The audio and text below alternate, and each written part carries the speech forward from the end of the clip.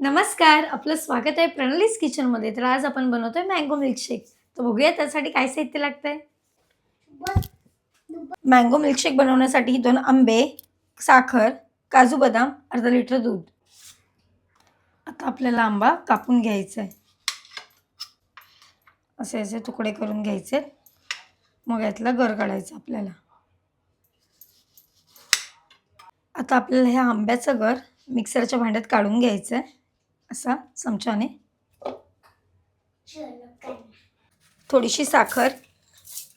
आता टाकायचं थोडंसं दूध, काजू बदाम. आता हे आपल्याला मिक्सरला लावून घ्यायचं आहे.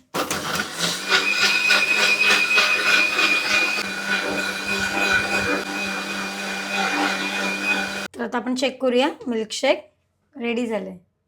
तर आता हे मिल्कशेक एका ग्लासामध्ये आपण काढून घेऊया. आता यावरती टाकूया काजू बदाम. तर तुम्हाला ही मँगो मिल्कशेकची रेसिपी कशी वाटली कमेंटमध्ये नक्की सांगा. थँक्यू.